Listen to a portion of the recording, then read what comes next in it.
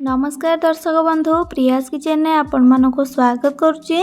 आज मु आपण मानक एगलेस ऑमलेट तैयारी करके देखेबी।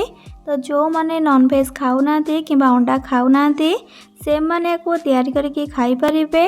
आ खाइबा को बिल्कुल अंडा ऑमलेट परिका ही लगी थाए, जहाँ को आपण माने घरे थरे तैयारी करके खाइला परे ही जानी परिबे। आपण माने भेज रे ऑमलेट को बहुत सहज रे घरे तैयारी करि परिबे। ताले एगलेस ऑमलेट रेसिपी को देखिया पई वीडियोटी को फुल वॉच करंतु। आशा करी कि रेसिपीटी आपण मानक भल लागिबो। तेबे चलंतु डेरी न करी आज रेसिपी को स्टार्ट करिबा।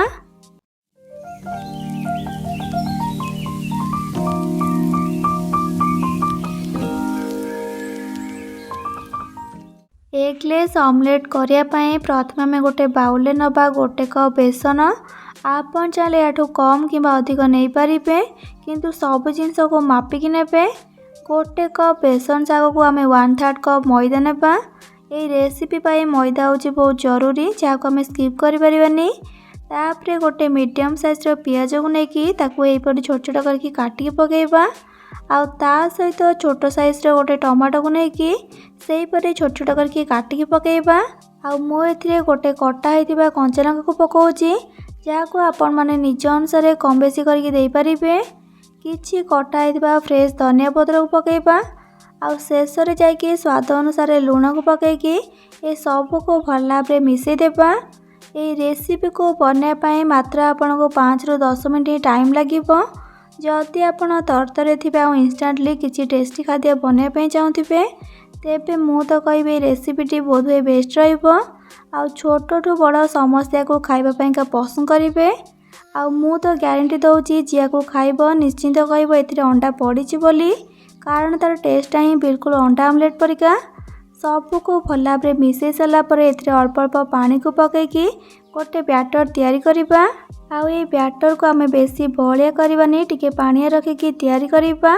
मु तो एठिया को चामच रे मिक्स करुच्ची, आपण चाहे व्हिस्कर साहाय्य मध्य याको मिक्स करि परिबे।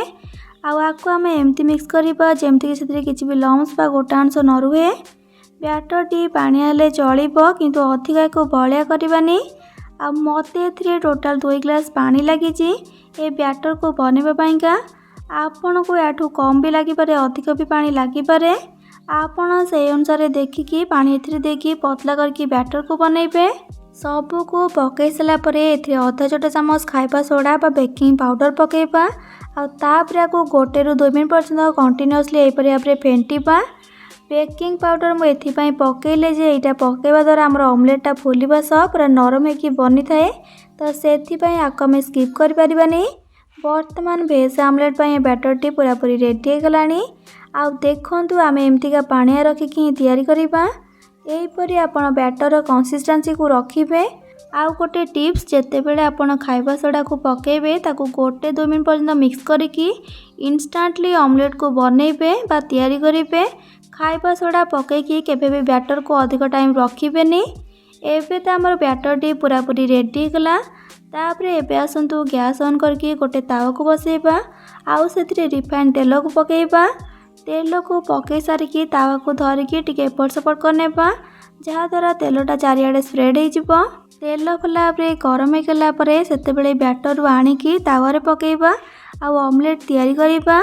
मु को भली याको बनाउची आपण वीडियो देखिकी जानि पारथिबे। आ बैटर को देबा समय रे गैस फ्लेम को एठी मीडियम टू हाई रे अछि। बैटर को दे सला परे गैस फ्लेम को लो रे रखिकी आको किछि समय पर्यंत छाड़ी देबा। आ जेते बेले यार तळ अंश टिके लाल कलर हे आसीबो सेते बेले जाईकी आको में उल्टेबा। ताकू उल्टेबा पूर्वरु ता साइड रो टिके हल्का हल्का पिठा पातिया मारिबे। तापरे ताकू केयरफुली उल्टेबे। नॉर्मली ये भेज ऑमलेट टिके कुक हो गला परे से आराम से उठी जाई थाए। आ उल्टेबा को किछि भी तकलीफ हुएनी। आ ताकू उल्टेई साला परे एथिरे अल्प तेल को पकेकी 2 पट को टिके लाल कलर होला पर्यंत कुक करबा। जेमती अंडा ऑमलेट तैयारी करछे ठीक सही परि भाबरे 2 पट भल भाव सेकी गला परे एबे को तावारू बाहर करके गोटे जगह रे रखि नेबा। आ बाकी सब एपरि भाव तैयारी करबा। दर्शक बंधु आपण माने देखि पारथिबे जे एटा देखिबा को पूरा अंडा ऑमलेट परिका ही देखा जाउची। एटा जेमती अंडा ऑमलेट परिका देखा जाउची, खाइबा को मते बिल्कुल ता परिका ही लागि थाए। तो जो मैंने नॉनवेज खाऊना से मैंने भेज ऑमलेट को तैयारी करके खाई पारिबे।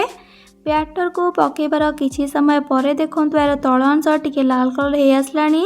ताहले आपको आम ए उल्टे नेबा आउ एथिरे अल्प तेल को पकईकि यार दुई पट को भल भाव सेकी नेबा।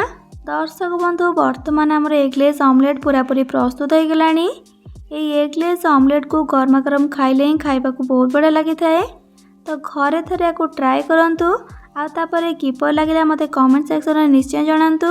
आमर अंडा ऑमलेट जमती पूरापूरी नरम होगी बनी थाए ठीक से हीपरी भाव यहाँ पूरा नरम होगी बनी। आशा करछि आपण मानक आज रेसिपीटी भल लगी लगी प्लीज वीडियोटी को लाइक करेंगे, सांग मानक सहित शेयर करेंगे।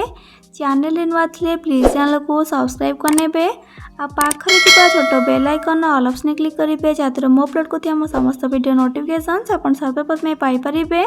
तबे आज पाई रहउछि पुणी आसीबि नुआ एक रेसिपी नहीं कि से पर्यंत रहिली। लव यू ऑल, जय जगन्नाथ।